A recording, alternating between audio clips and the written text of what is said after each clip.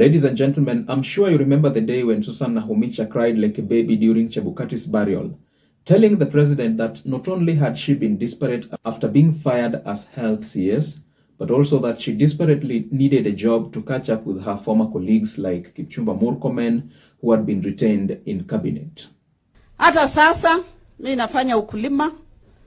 Tangu sasa hiyo wakati sina kazi.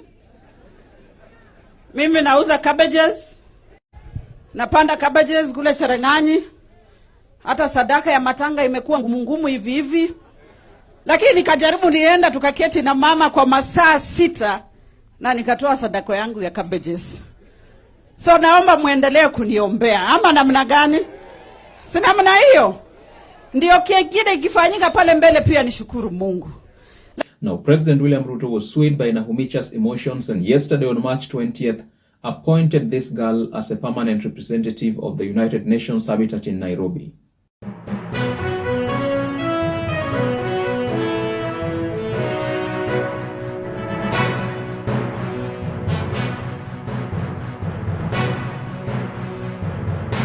Crying and mourning in funerals has proven to have great rewards in Ruto's administration, while hard work and righteousness seems to cause damnation. Chebukati'S funeral was not the first time that Susan Nakhumicha publicly lamented about her joblessness. There's another funeral in Bungoma where the Western girl cried helplessly, particularly addressing the president that after she had lost her cabinet job, she had been fixing her eyes onto the glory of God. Musabide, Bishop, pray for me.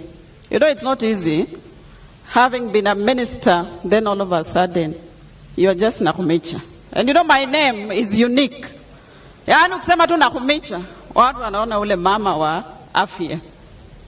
Lakini naomba uendelee kuniombea. Ninaona Mungu amenitia mema na pia natarajia mema.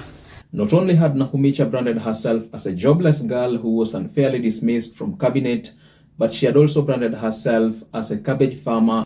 And we know that bei ya cabbage sometimes huanguka.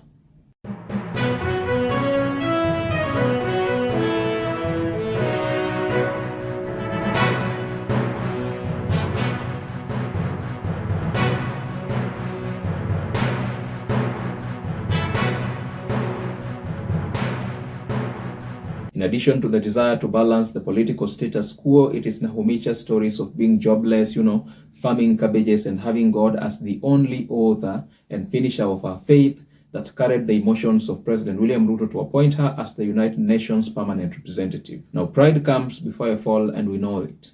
You will remember the day when Nakhumicha pretended to have the authority to transfer an OCS from one station to the other, claiming that by virtue of her being a cabinet secretary in President William Ruto's government, she had unilateral powers to do so. Tunafanya kitu kinaitwa one government approach. Haihitaji Kindiki kuwa hapa kumtransfer OCS ambayo yuko hapa. Mimi ni waziri katika serikali ya William Samoei Ruto. Nikisimama hapa ninawakilisha rais wa nchi ya Kenya.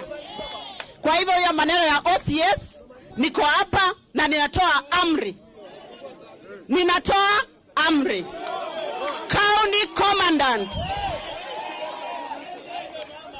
commandant kama yuko hapa na ananisikiza. Na kama hako mahali pengine habari mfikie. Waziri amesema kufikia kesho jioni OCS wa Matisi yakuwa ameondoka. Now, I wonder whom she will have the powers to fire at the United Nations headquarters in Nairobi. For Citizen TV's news gang member Linus Kaikai, the president has revealed yet another characteristic of his administration, and that is he doesn't like to fire and completely abandon. Ruto loves to reshuffle, reorganize, temporarily fire and bring back, and I don't think this is bad of a politician in the caliber of the president. The political status quo has to always be in a state of balance. Have a look at the opinions of the news gang. Yes, it is a comeback for Susan Nakhumicha, who we must say really tried to work hard as CS Health. And we remember hosting her here on the set of the news gang, and she took the tough questions that were coming, not from us, but from the public at the time. And SHA remains, I think, where she left it last time. And you saw the interaction she had with the president in the funeral of the late Chebukati in Kitale, where the president poured praise on her, saying that she played a role in getting the ministry where it is. And now Nakhumicha comes back to government, but as a diplomat, basically, going to the UN habitat. But there's something as well that these comebacks say about President Ruto, and the trend seems to be setting. The president seems a bit shy to actually put people to the street, right. From cabinet to, converting Edward Kisiangani to an advisor. The Economic Council. And the media in its entirety will find this laughable. If he couldn't advise from the Ministry of ICT, then how close does he need to be to give quality advice? But this is the president. He doesn't really fire.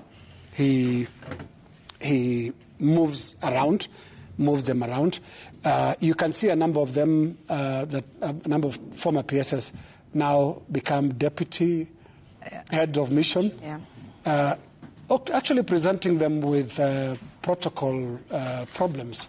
Now, at the end of the day, guys, this is just but my opinion. Do let me know your thoughts and opinions in the comment section below. Don't forget to like, subscribe, and hit the notification bell for more informative content such as this. I am committed to informing, educating, and entertaining in a manner that mainstream media cannot. If you like my content, please don't hesitate to reach out to me at personal level through the social media links available at the description of my channel. All right, guys, this is all that I had for you in this video. Let us meet up in the video that's coming right after this.